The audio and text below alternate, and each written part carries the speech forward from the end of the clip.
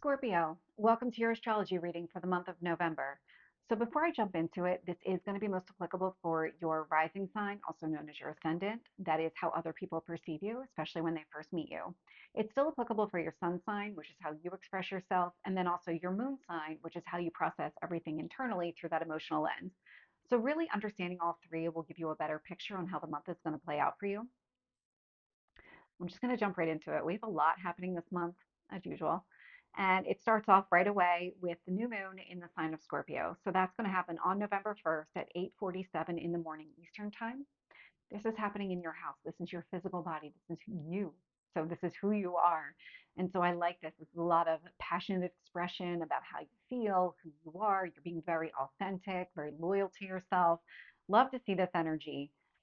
This year is going to easily blend with whatever goals you have related to children or your hobbies, things like that, because there is a trine to Saturn in Pisces.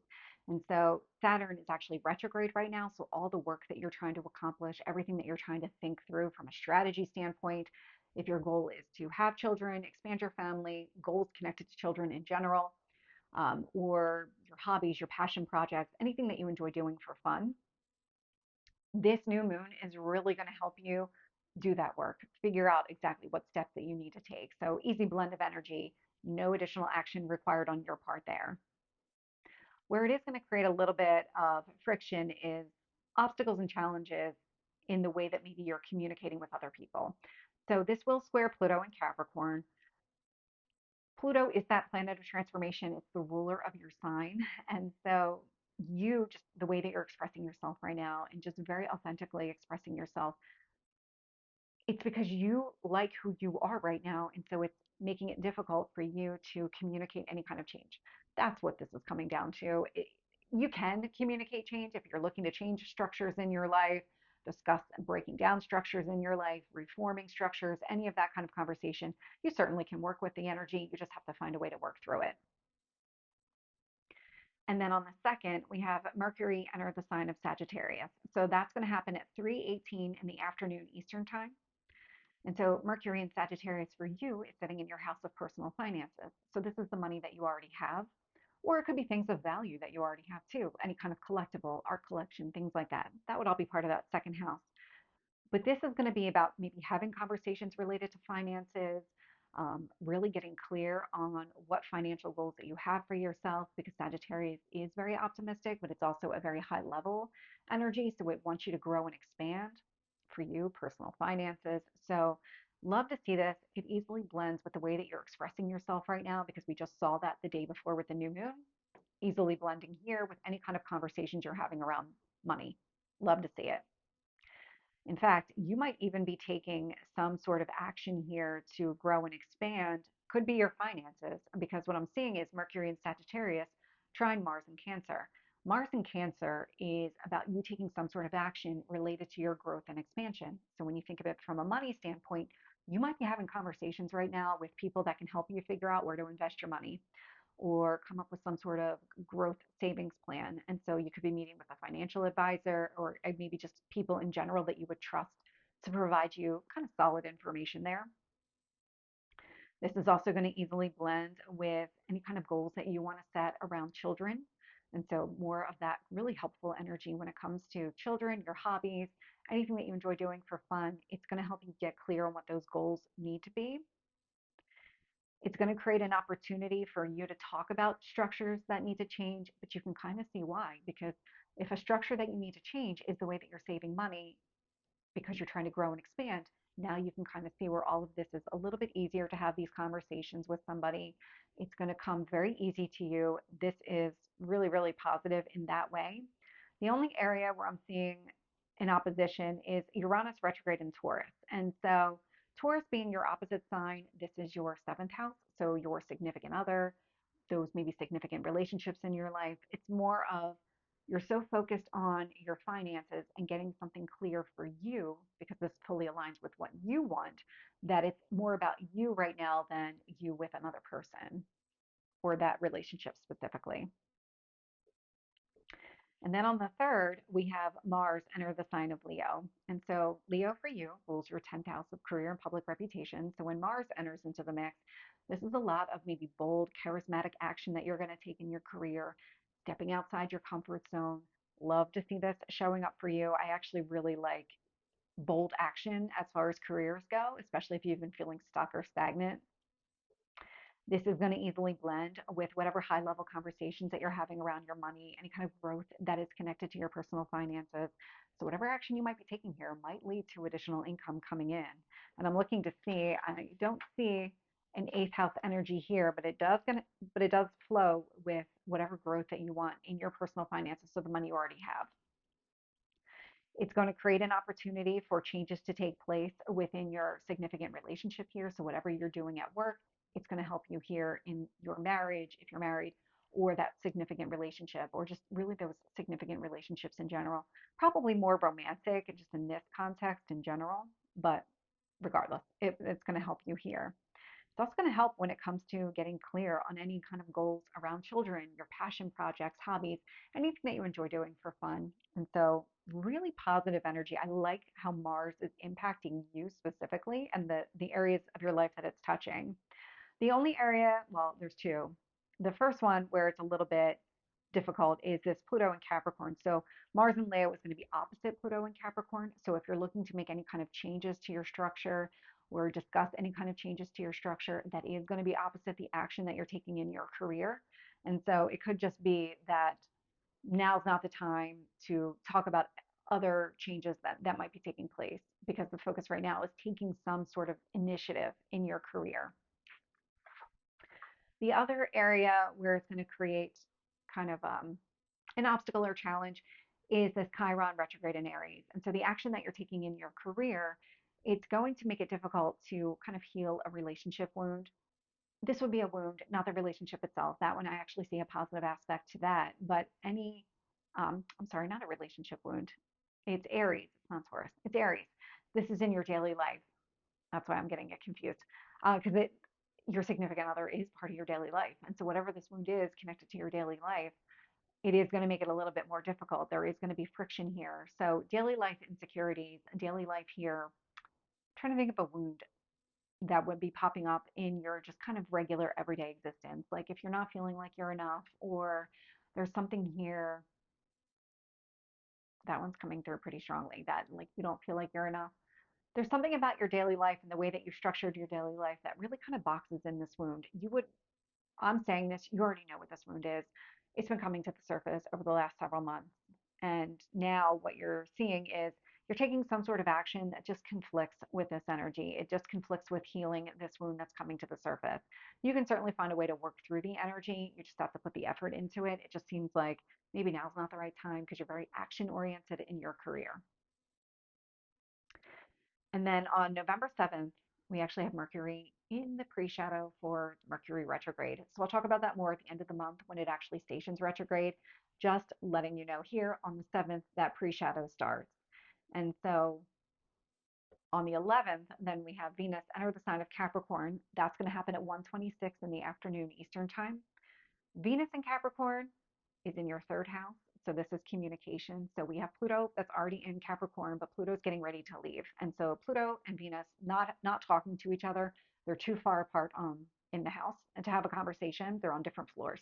And so Venus coming into the mix indicates that whatever conversations that you're going to be initiating, whatever you're going to be discussing, it's going to be focused on what you value. It's going to be bringing things together. So I like where this is going because there's a lot of harmony and balance connected to that Venus energy. It rules relationships. It wants that energy for you. That is actually going to help you heal from whatever this wound is in your daily life, whatever you're trying to bring together, whatever these conversations are with other people. It's going to really help you there get kind of clear up that insecurity or work on that insecurity. Where it is going to create some friction and really obstacles and challenges is how you feel about children or your passion projects, things like that, or maybe getting clear on the goals that you're trying to kind of set in that area of your life or those areas. You might have multiple goals that you want to set as it relates to children and hobbies. And so, whatever it is that you're trying to bring together, it just feels like that's the focus as opposed to doing something outside of whatever you're trying to connect, whomever you're trying to connect with here. And then on the 15th, we have Saturn station direct in the sign of Pisces. That happens at 8:21 in the morning Eastern time. And so Saturn in Pisces for you, again, because Pisces rules your house of children, passion projects, things like that. Saturn's been retrograde. And when it was retrograde, it was a lot of internal work that you were doing to either figure out your goals or figure out what you need to do to work on your goals, or even internally working on them as well. But now that Saturn is stationing direct, that energy is now going to be outward. So this is going to indicate that you're going to be starting to put the effort and energy back into whatever goals you're setting as it relates to those children or hobbies, whatever it is for you. Where this is going to create some obstacles and challenges is actually in the realm of money.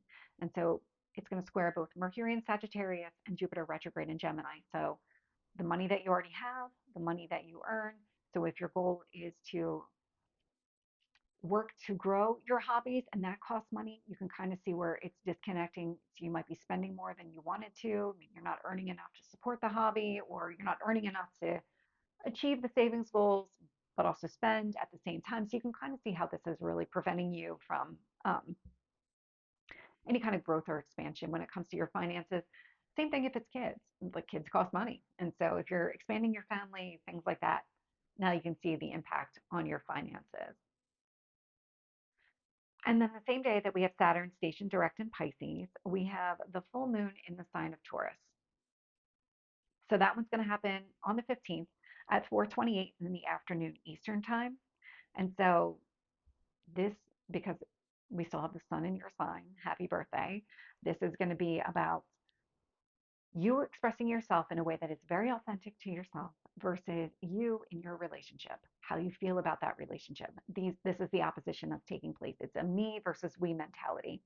And just like with every full moon, there's a lot of kind of different conversations taking place. But because the moon is in the sign of Taurus, we have Uranus in the sign of Taurus. Whatever changes are already happening in your significant relationship here, your marriage partner, if you're married, those significant relationships, that is going to be directly opposite the way that you're expressing yourself right now. And so that's going to be a disconnect. But there are positives. There's actually a lot of positives here. The sun in Scorpio will actually trine Mars in the sign of Leo. So the way that you're expressing yourself right now fully blends with whatever action that you're taking in your career. It's going to help you get very clear on what those goals need to be around children and really working on that area of your life, because the sun in Scorpio is going to trine that energy, meaning the way that you're expressing yourself right now fully blends with getting clear on those goals. How you feel about your significant other is going to create an opportunity for you to become even more clear on those goals.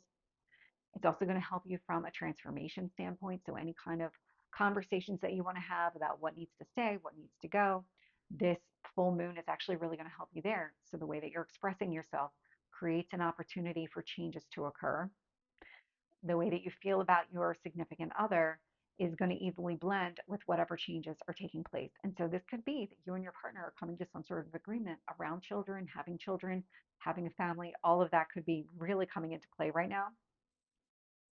If that's not your story, then that's just not your story. But it's going to have a positive impact on you, even if you're just focused on your hobbies here.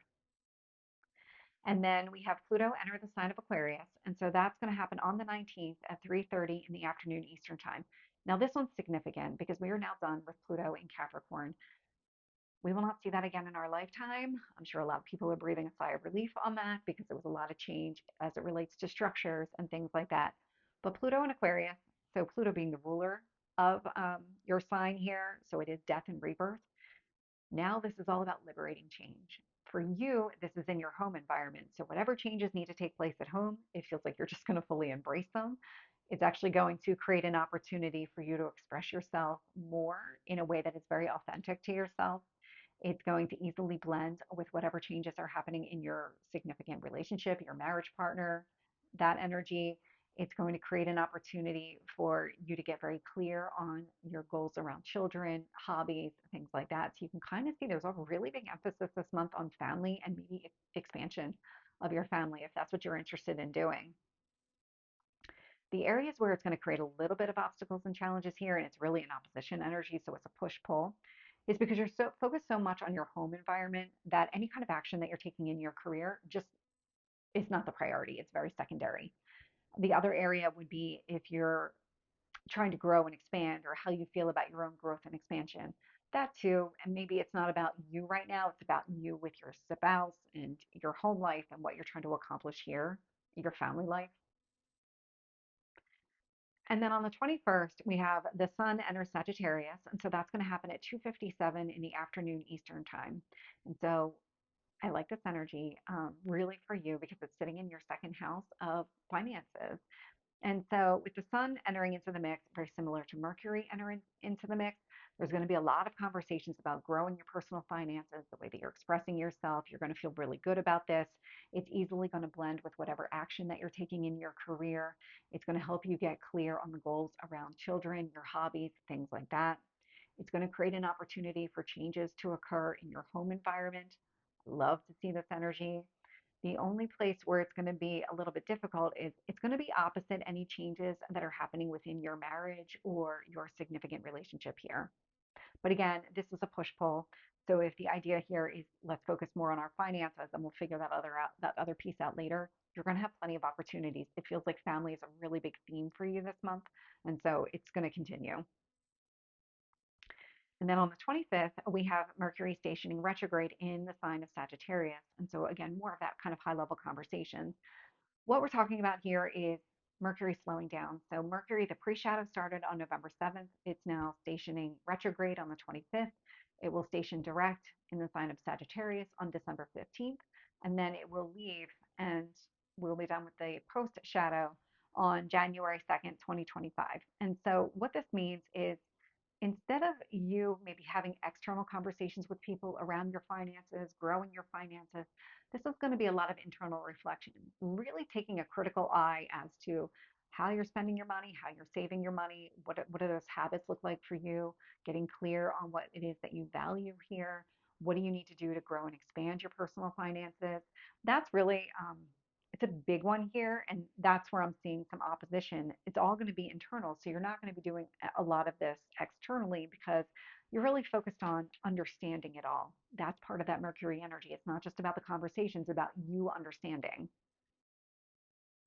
It's going to actually easily blend with whatever that wound is in your daily life. So think again, like whatever may have held you back or you just kind of feel insecure about in your daily life. When you focus here on your finances and getting clear on this energy and what you need to grow and expand and what you value, that's going to help you there. So if maybe this wound is connected to maybe feeling like you're never going to have enough, you're never going to have enough in the bank to be able to meet your own needs, or this kind of scarcity mentality, that could be a wound. That could be a wound from childhood or something like that. And so this is really going to help you kind of work on that wound. Where it's going to create obstacles or challenges is getting clear on your goals around children, working on that goal. So, children, passion projects, hobbies, things like that. Because you're so focused on growing your personal finances, that if anything requires money, that's where the obstacle and challenge is coming into play. You can certainly work with the energy. It's just something that requires effort on your part. So, Scorpio, this is your reading. I hope it resonates. If it did, please like, share, and subscribe, and I will see you next time. Take care.